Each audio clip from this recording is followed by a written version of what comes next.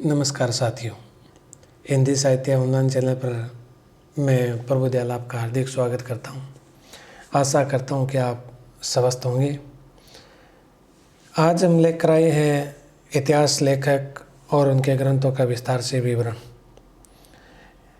इससे पहले इतिहास से जुड़े हुए इतिहास शब्द की व्युत्पत्ति और अर्थ संबंधी परिभाषाओं, इतिहास लेखन की पद्धतियाँ, इतिहास लेखन की परंपरा और उनके स्रोत, इनके बारे में 2 क्लासें हमारी पहले हो चुकी है, जिनको आप प्ले लिस्ट में जाकर देख सकते हैं। और आज हम पढ़ेंगे इतिहास लेखक और उनके ग्रंथों का विस्तार से विवरण। सबसे पहले हम उन इतिहास ग्रंथों का संक्षिप्त और सार परिचय प्राप्त करेंगे, जिसमें सबसे पहले इतिहास लिखने का जो सर्वप्रथम प्रयास है वो गारसा दातासी, जो एक फ्रेंच विद्वान था, उन्होंने 1839 में किया और इस ग्रंथ की भाषा थी वो फ्रेंच भाषा थी।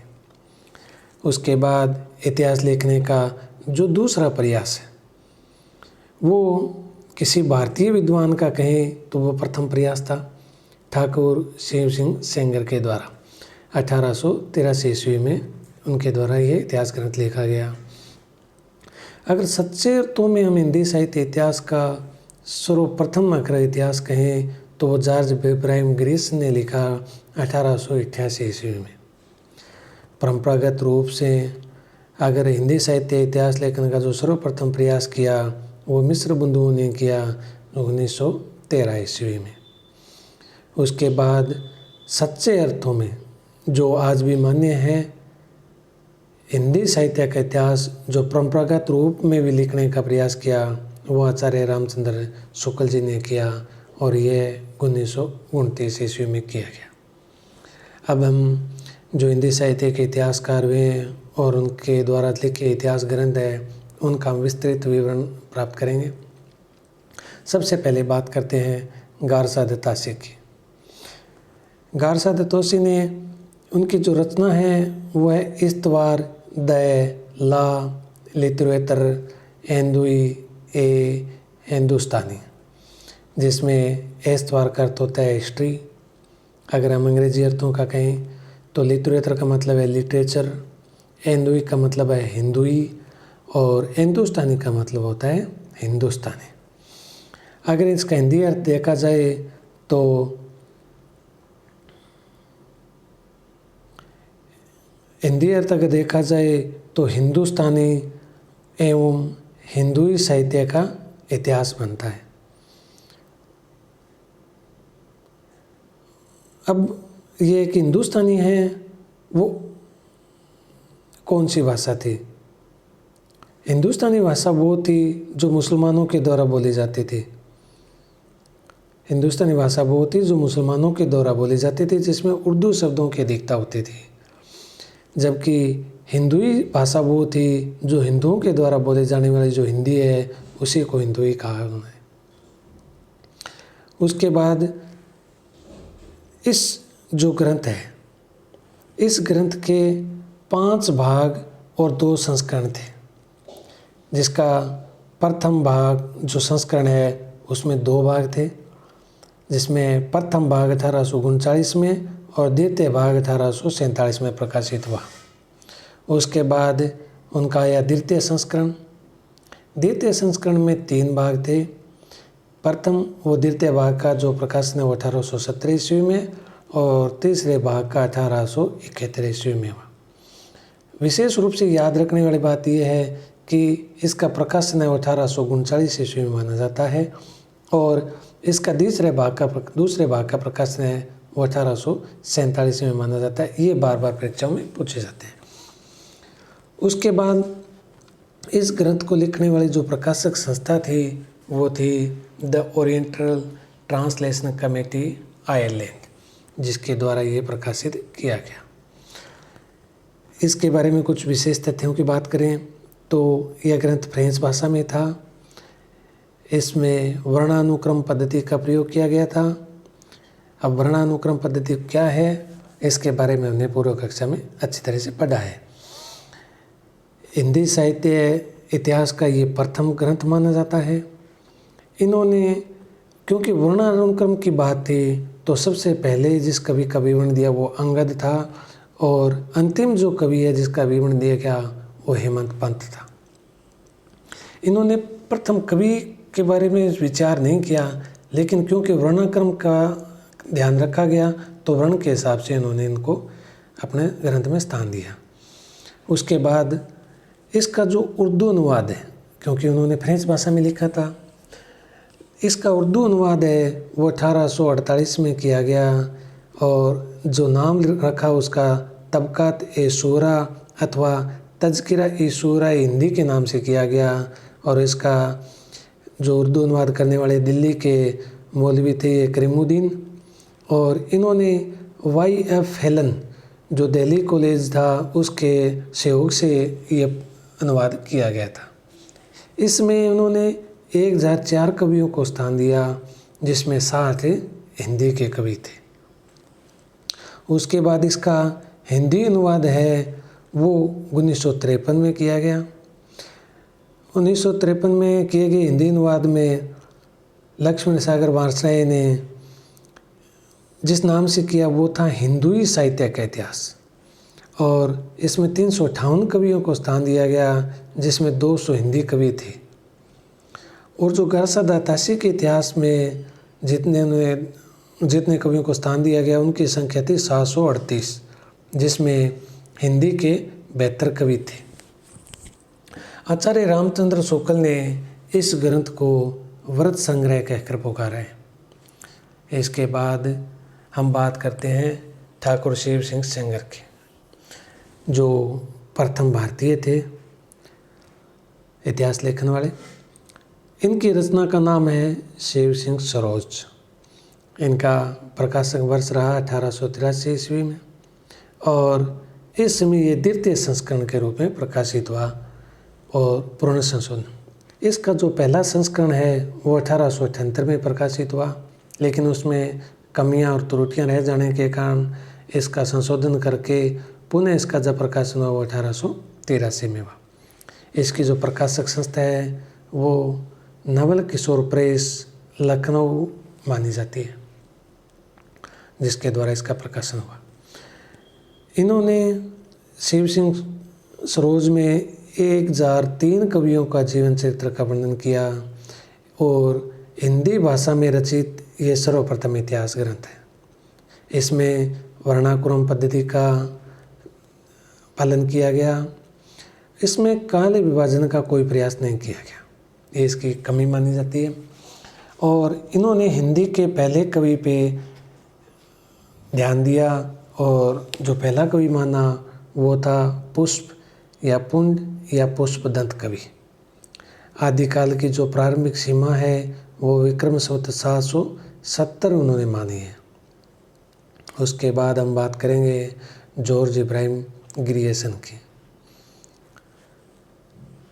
इनकी रचना का नाम the modern vernacular literature of northern Hindustan है। इसकी जो प्रकाशक संस्था है वह the Royal Asiatic Society of Bengal की एक पत्रिका के विशेषांश के रूप में ये प्रकाशित हुआ था, और यह स्वतंत्र पुस्तक के रूप में 1889 में प्रकाशित हुआ, लेकिन विशेषांक के रूप में ये 1888 के रूप में प्रकाशित हुआ था। उसके बाद इस ग्रंथ की भाषा अंग्रेजी है, और इसमें उन्होंने 952 कवियों को स्थान दिया, जिसमें से 886 कवि तो वही थे जिन्होंने शिव सिंह सरोज ने उनका विवरण दिया था, और अन्य कवि है वो इन्होंने खोजबीन करके पता लगाकर और अन्य स्थानों से ग्रहण करके 952 कवि का विवरण दिया। और सबसे विशेष बात इस ग्रंथ की है कि इन्होंने केवल हिंदी कवियों को स्थान दिया। इससे पहले जो ग्रंथ लिखे गए थे उसमें इस तरह का कोई विभाजन नहीं था। उन्होंने अपभ्रंश के कवियों का हो, चाहे उर्दू के कवियों का हो, किसी भी तरह के दूसरे कवि थे उनके भी उन्होंने उसमें शामिल किया था। लेकिन जॉर्ज ग्रियर्सन जी ने हिंदी कवियों को ही अपने ग्रंथ में स्थान दिया, और इनका कवि वर्णन है वो भी कालक्रमानुसार हुआ, न कि वर्णानुक्रम पद्धति के अनुसार। जो वर्णानुक्रम है उसमें क्या वर्ण के अनुसार किसी का जन्म बाद में भी हो सकता है, लेकिन अगर उसका वर्ण में कैद जैसे नाम पहले आ रहा है, जैसे केशवदास की बात करेंगे तो केशवदास और विद्यापति है, तो केशवदास का वर्णन पहले किया है उन्होंने, विद्यापति का बाद में किया है, जबकि विद्यापति पहले है, केशवदास बाद में है। इसलिए जो जॉर्ज ग्रिसन ने जो विवरण दिया है वो कालक्रम के अनुसार दिया है। जो जिसका जन्म पहले हुआ है उसका विवरण पहले, और जिसका जन्म बाद में हो उसका विवरण बाद में दिया है। और विशेष बात कि उन्होंने योगिन प्रवृत्तियों और परिस्थितियों का भी अपने ग्रंथ में विवेचन किया है। इसके बाद जो ग्रिसन है उन्होंने अपने ग्रंथ लेखन में कुछ रचनाओं का सहयोग लिया जिन्हें आधार ग्रंथ के रूप में माना जाता है, जिसमें मुख्य रूप से इस्तवार द लिटरेचर इंडो हिंदुस्तानी जो जॉर्ज गार्सा दत्तासी के द्वारा लिखा हुआ था उसका सहयोग लिया। उसमें जो रचनाएं थी या उसमें जो तथ्य थे उनको ग्रहण किया। शिव सिंह सरोज, शिव सिंह सेंगर के द्वारा रचित था उससे भी तथ्य ग्रहण किए। भक्तमाल जो नाभादास जी के द्वारा था उससे भी तथ्य ग्रहण किए। गोसाई चरित्र जो बेनी माधव दास के द्वारा रचित था उससे भी तथ्य लिए। कालिदास हजारा जो कालिदास त्रिवेदी के द्वारा रचित है उनसे भी तथ्य ग्रहण किए। काव्य संग्रह महेशदत्त के द्वारा, श्रृंगार संग्रह सरदार कवि के द्वारा, सुंदरी तिलक हरिश्चंद्र के द्वारा, विचित्रोपदेश कक्षेदी तिवारी के द्वारा, राग कल्परूम कृष्णानंद व्यास के द्वारा। इन ग्रंथों को आधार ग्रंथ के रूप में ग्रिसन जी ने ग्रहण किया था, यानी इन्होंने उनसे तथ्य ग्रहण किए थे। और काल विभाजन का जो उन्होंने प्रयास किया उसमें उन्होंने उन काल विभाजनों को 12 अध्यायों में भी विभाजित किया। उन 12 अध्यायों में सबसे पहले नाम दिया उन्होंने चारण काल, जो 700 से लेकर 1300 ईस्वी तक का उन्होंने समय माना। उसके बाद 15वीं शताब्दी का जो धार्मिक पुनर्जागरण नाम दिया। उसके बाद जायसी की प्रेम कविता, ब्रज का कृष्ण संप्रदाय जिसका समय 1500 से लेकर 1600 ईस्वी माना। उसके बाद मुगल दरबार, फिर तुलसीदास, रीति काव्य का जो समय है वो 1500 से लेकर 1692 ईस्वी तक माना। तुलसीदास के अन्य प्रवृत्ति कवि जिसका समय 1600 से लेकर 1700 ईस्वी तक माना गया।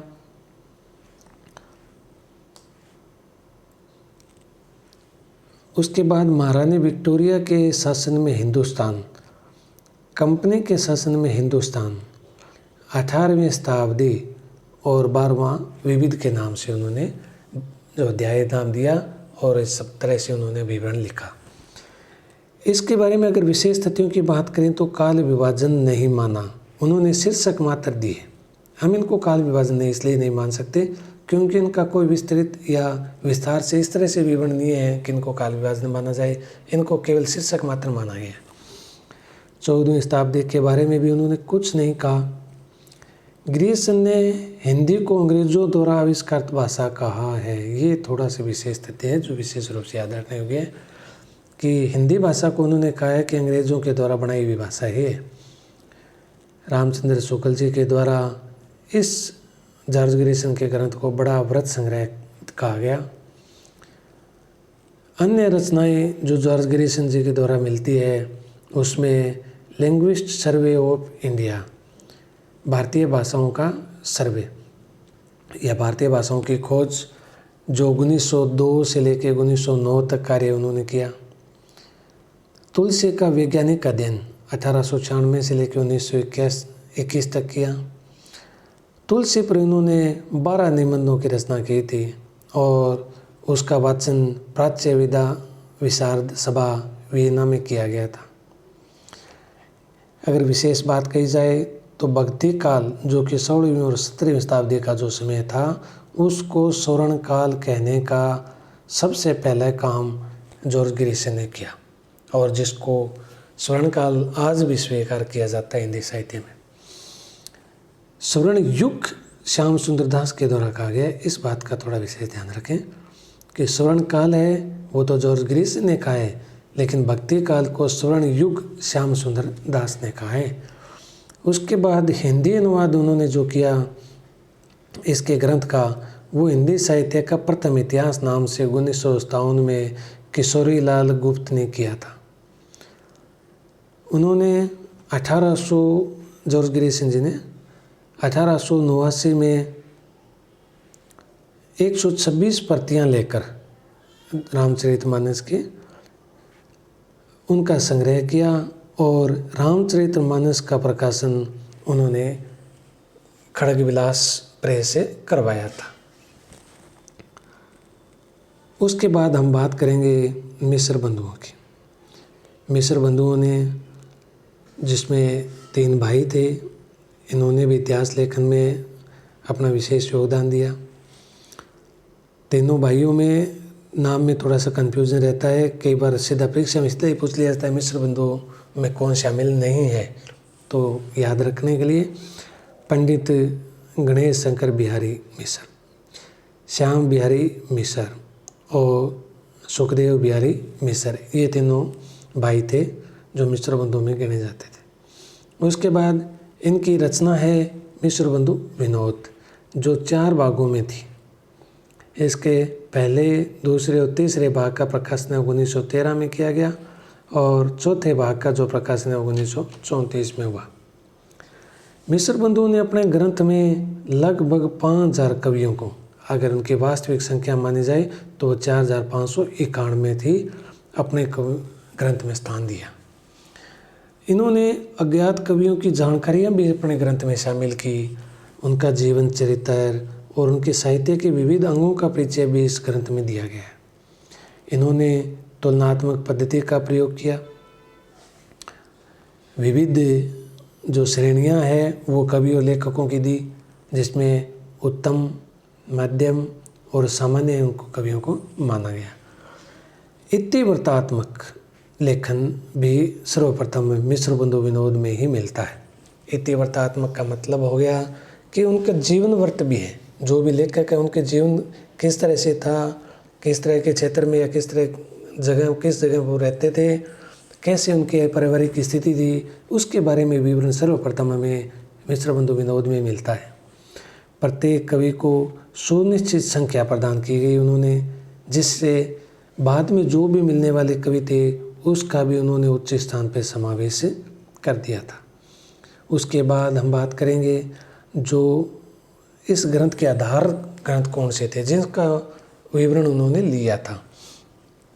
इसमें उन्होंने कवियों के एक तो स्वयं रचित ग्रंथ थे। मिश्र बंधु विनोद ने जो कवि थे, यानी तीनों भाई थे, उन्होंने जितने भी अन्य ग्रंथ लिखे थे उनसे भी उसके अंदर संग्रह उन्होंने किया उसको। उसके बाद उन्होंने शिव सिंह सरोज से भी तथ्य लिए। The modern vernacular literature of Hindustan से भी अपने तथ्य ग्रहण किए। उसके बाद मुंशी देवी प्रसाद जो जोधपुर के लेख लिखे थे उससे भी उन्होंने तथ्य ग्रहण किए। काशी नागरी प्रचारणी सभा की खोज रिपोर्ट है, उससे भी उन्होंने तथ्य ग्रहण किए। यानी अब इन तथ्यों से लेकर अपने ग्रंथ को निर्माण उन्होंने किया। इसके अलावा एक विशेष तथ्य ये भी है कि जो हिंदी प्रेमी थे उस समय के, उन्होंने कवियों के विवरण भेजकर भी उन्होंने इस ग्रंथ की सेवा की थी। ग्रंथ में हम देखते हैं तो 2250 पृष्ठों का ग्रंथ है। ये बड़ा भारी ग्रंथ है और 1908 से लेकर 1916 तक 1916 तक नागरिक प्रचारणी सभा जो हिंदी विभाग है उसके खोज कार्य के निरीक्षकर्ता भी ये सुखदेव और श्याम जी रहे थे।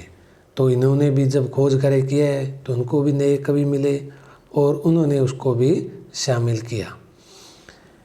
इसके अलावा इन मिश्र बंधुओं के द्वारा हिंदी नवरत्न जो 1910 में रचना की गई, ये एक विशेष ग्रंथ है जिसमें हिंदी के 9 रत्नों अर्थात 9 विशेष जो श्रेष्ठ कवि है उनका विवरण उन्होंने दिया था, जिसमें तुलसीदास, सूरदास, देव, बिहारी, केशवदास, त्रिपाठी बंधु जिसमें भूषण और मतीराम आते हैं, इनको शामिल किया गया।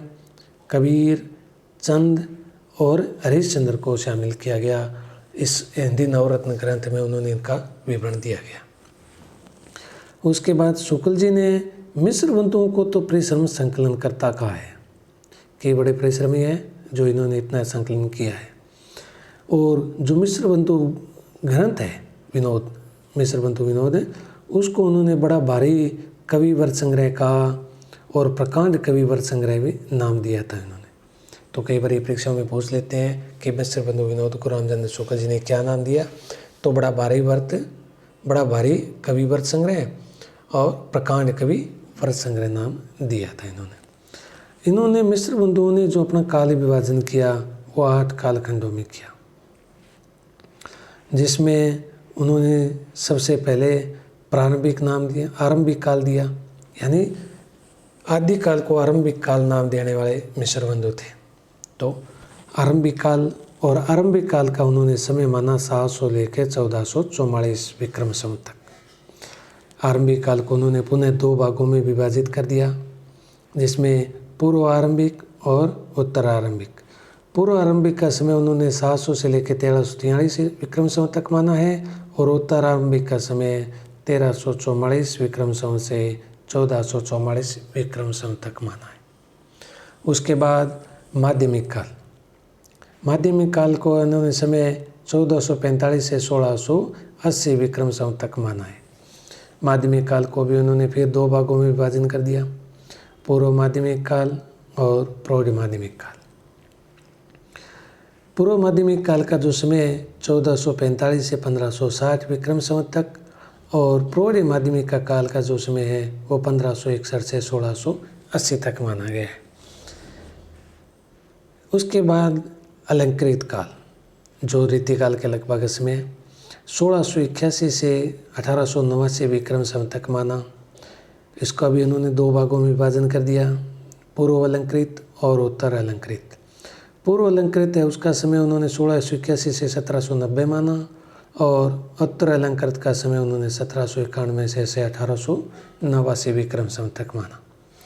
उसके बाद जो उन्होंने विभाजन किया वो परिवर्तन काल का 1890 विक्रम संवत से लेकर 1925 इस विक्रम संवत तक का समय, और उसके बाद 5वां काल उन्होंने माना जो विभाजन में वर्तमान काल, जो 1926 से अब तक है।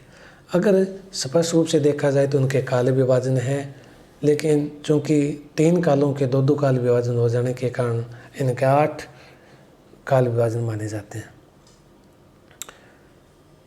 उसके बाद हम बात करेंगे इनके विशेष तथ्यों के बारे में। ग्रीसन की अपेक्षा इनका जो साहित्य था, ये गृह इतिहास ग्रंथ था, वो प्रौढ़ था या विकसित था, यानी इसके बारे में काल विभाजन स्पष्ट दिया हुआ था। और अपभ्रंश का भी इन्होंने क्या कर दिया, समावेश कर दिया, क्योंकि इन्होंने जो प्रारंभिक सीमा है वो 700 विक्रम संवत के लगभग मान ली है। तो इसमें भी अगर हम ईस्वी सन के हिसाब से देखें तो ये 600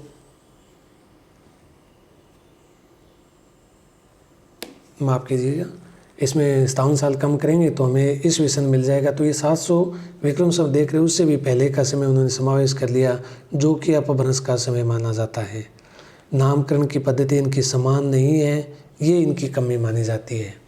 इस तरह से हमने आज मुख्य रूप से गिरीसन जी को, मिश्र बंधुओं को और ठाकुर शिव सिंह सेंगर को और गारसादे तासी को हमने देखा। इसके बाद जो अन्य इतिहास ग्रंथ लिखने वाले लेखक रह गए, जिसमें रामचंद्र शुक्ल जी भी आ जाएंगे, हजारी प्रसाद द्विवेदी जी भी आ जाएंगे, और भी अन्य जिसमें नगेंद्र जी, राम कुमार वर्मा जी, राम शंकर शुक्ल रसाल जी और गणपति चंद्र गुप्त, श्याम सुंदर दास जी, इनके बारे में अन्य विवरण है वो अपने हम अगले कक्षा में पढ़ेंगे। तब तक के लिए धन्यवाद। चैनल से जुड़े रहिए और चैनल को सब्सक्राइब करें, शेयर करें, जिससे कि ये जानकारी जो तथ्य है वो आगे अन्य लोगों को भी इसका लाभ मिल सके। धन्यवाद।